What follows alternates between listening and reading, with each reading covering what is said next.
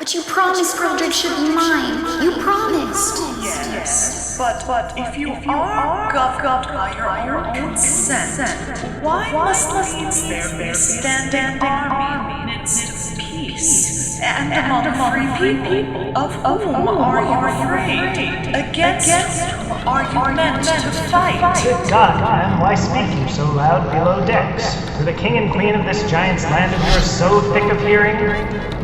La, in the old obsolete language, signifies high, and unter, governor, from which by corruption was derived Laputa from Lapunta. You are mistaken, or you said the thing that was not. There is no country beyond the sea, and a parcel brute such as yourself never knew who would invest whither they pleased upon water. No ordinary life can make such a journey, and I scarcely credit any young who could manage it.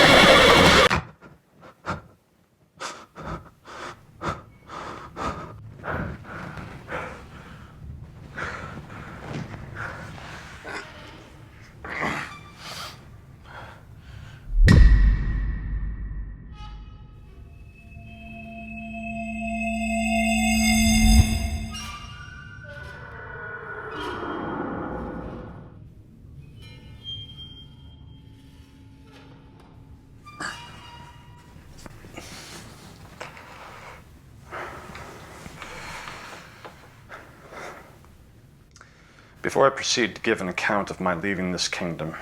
it may be proper to inform the reader of a private intrigue which had been for 2 months forming against me. I had been hitherto all my life a stranger to courts, for which I was unqualified by the meanness of my condition. I had indeed heard and read enough of the dispositions of great princes and ministers, but never expected to have found such terrible effects of them in so remote a country, governed, as I thought, by very different maxims from those in Europe.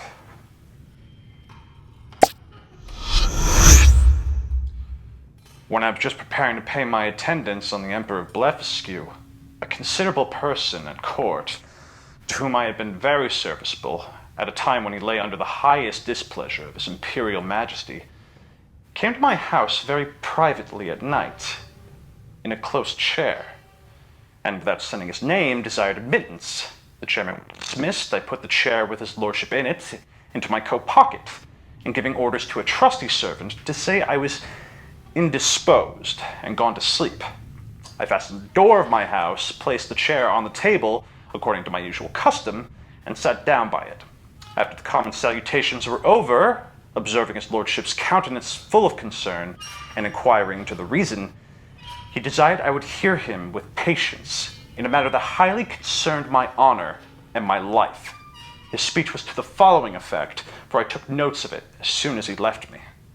You ought to know, Said he, that several committees of council have been called lately, in the most private manner on your account, and it is but 2 days since His Majesty came to a full resolution. You are very sensible that Skyrish Bolgolam, Dalbit, or High Admiral, has been your mortal enemy, almost ever since your arrival. His original reasons I know not, but his hatred is increased since your great success against Blefuscu, by which his glory as admiral is much obscured. This lord, in conjunction with Flimnap, the High Treasurer, whose enmity against you is notorious on account of his lady, Limtok the General, Lalcon the Chamberlain, and Balmuff the Grand Justiciary, have prepared articles of impeachment against you for treason and other capital crimes. This preface made me so impatient, being conscious of my own merits and innocence, that I was going to interrupt him, when he entreated me to be silent, and thus proceeded. Out of gratitude for the favors you have done me,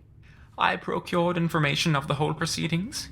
and a copy of the articles wherein I venture my head for your service.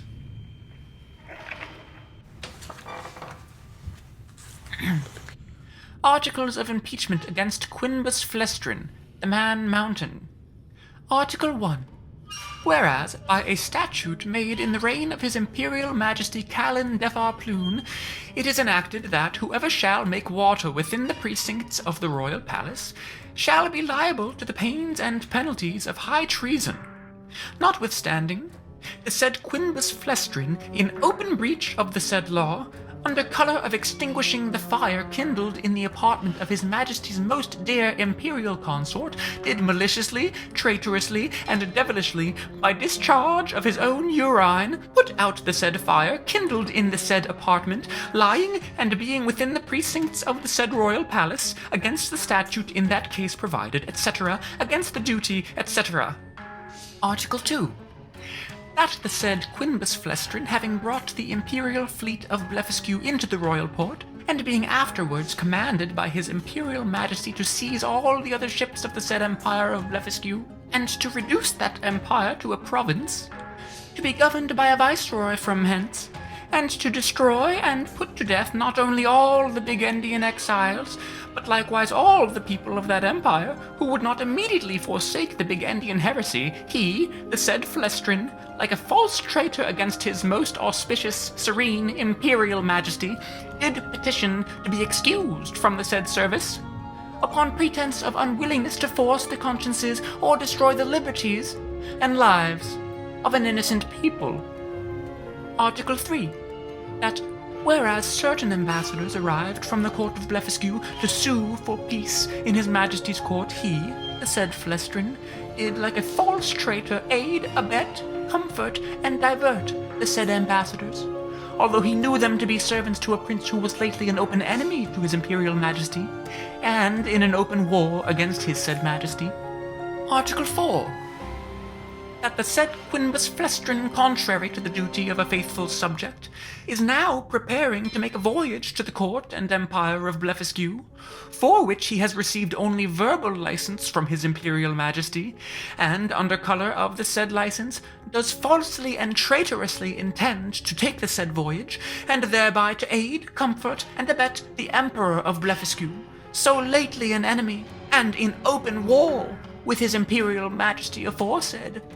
There are some other articles, but these are the most important, of which I have read you an abstract. In the several debates upon this impeachment, it must be confessed that His Majesty gave many marks of his great lenity, often urging the services you had done him, and endeavoring to extenuate your crimes. The Treasurer and Admiral insisted that you should be put to the most painful and ignominious death by setting fire to your house at night, and the general was to attend with 20,000 men armed with poisoned arrows to shoot you on the face and hands. Some of your servants were to have private orders to strew a poisonous juice on your shirts and sheets, which would soon make you tear your own flesh and die in the utmost torture. The general came into the same opinion, so that for a long time there was a majority against you.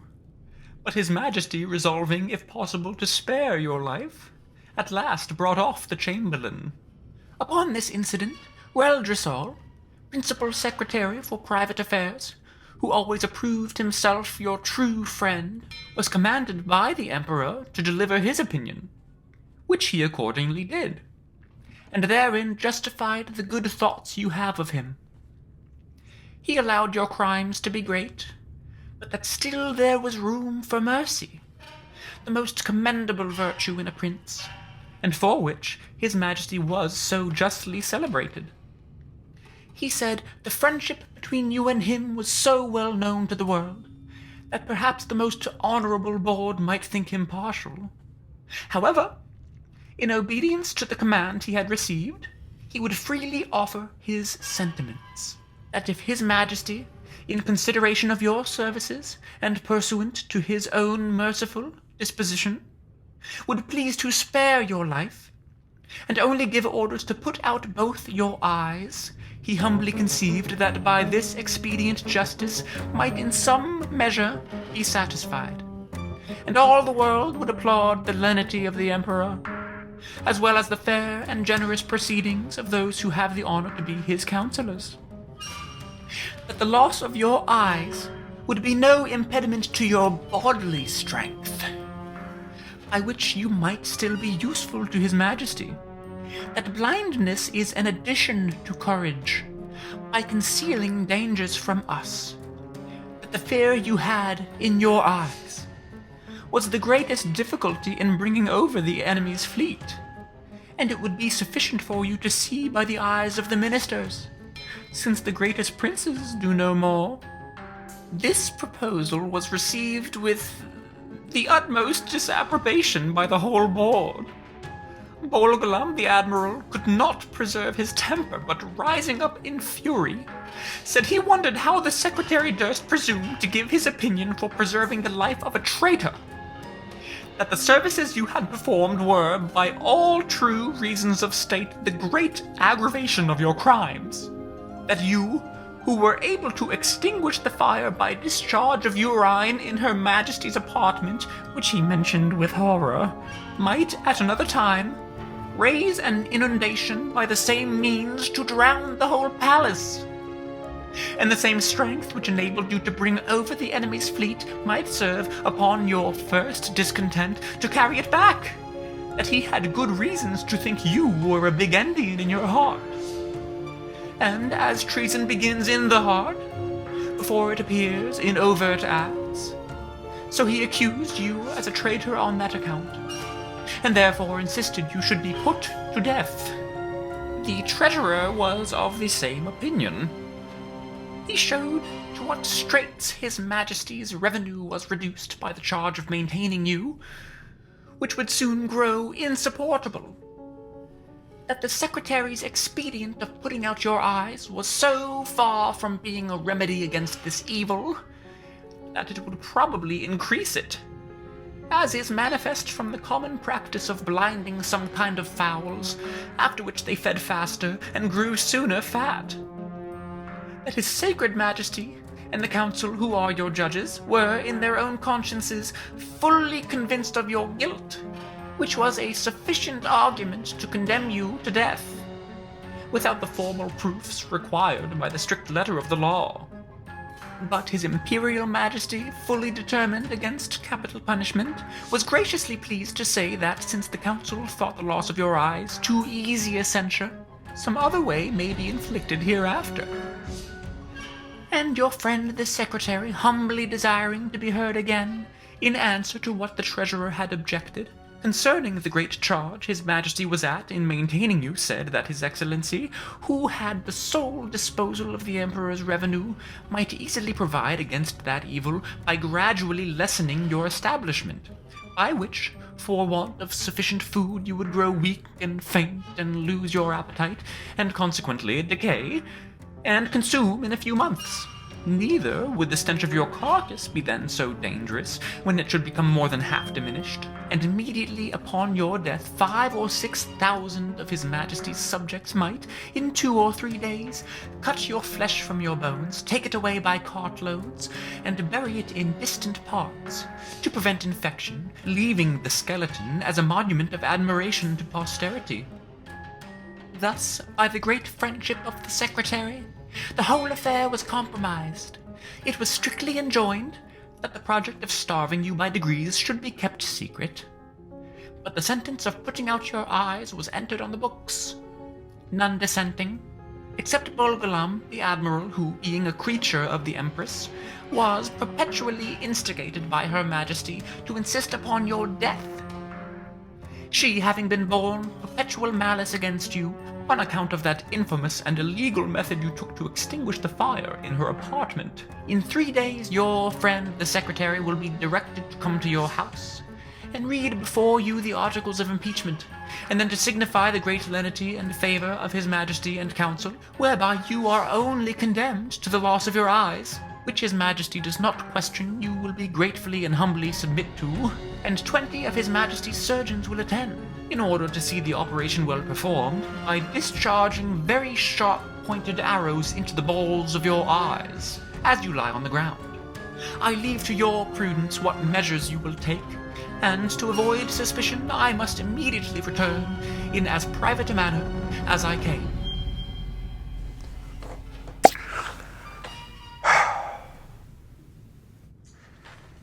His lordship did so, and I remained alone, under many doubts and perplexities of mind.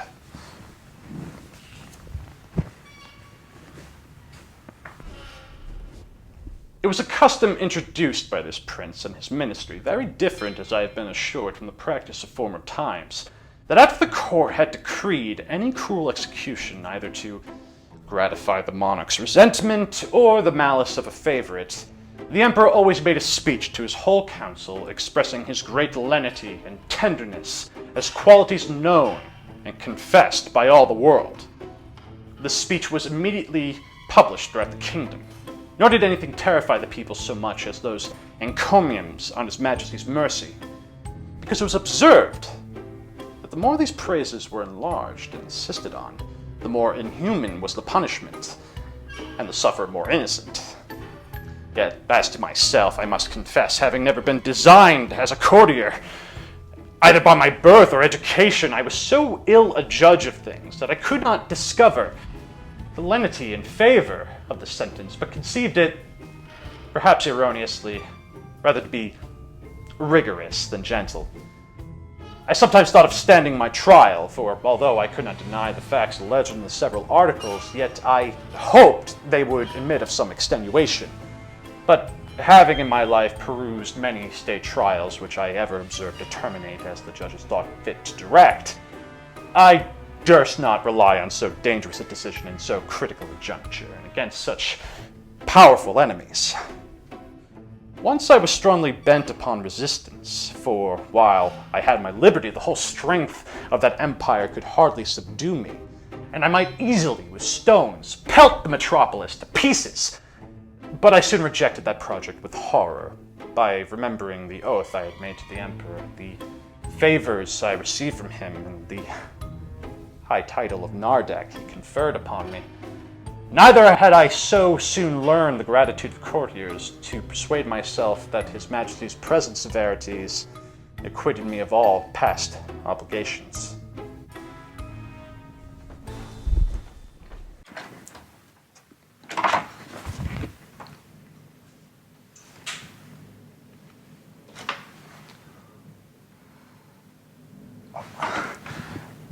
At last I fixed upon a resolution, for which it is probable I may incur some censure, and not unjustly, for I confess I owe the preserving of my eyes, and consequently my liberty, to my own great rashness and want of experience. Because if I had then known the nature of princes and ministers, which I have since observed in many other courts, and the methods of treating criminals less obnoxious to myself, I should with great alacrity and readiness have submitted to so easy a punishment. But hurried on by the precipitancy of youth, and having His Imperial Majesty's license to pay my attendance upon the Emperor of Blefuscu, I took this opportunity before the 3 days were elapsed to send a letter to my friend the Secretary, signifying my resolution of setting out that morning for Blefuscu, pursuant to the leave I had got. And without waiting for an answer,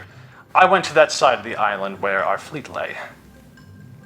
I seized a large man-of-war, tied a cable to the prow, and lifting up the anchors, I stripped myself, put my clothes, together with my coverlet, which I carried under my arm, into the vessel, and drawing it after me between wading and swimming, arrived at the royal port of Blefuscu, where the people had long expected me. They lent me 2 guides to direct me to the capital city, which is of the same name.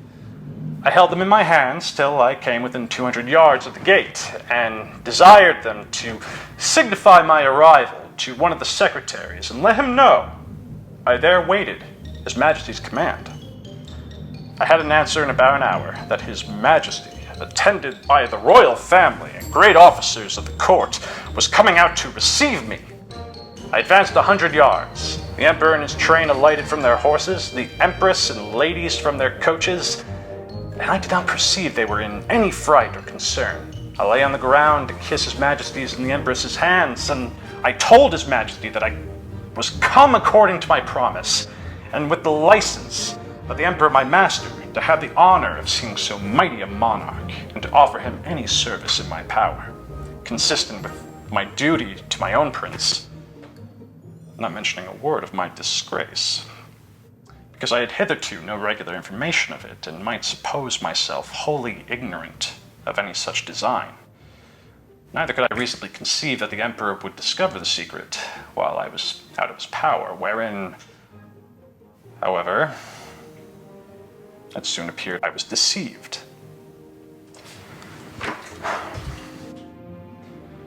I shall not trouble the reader with a particular account of my reception at this court, which was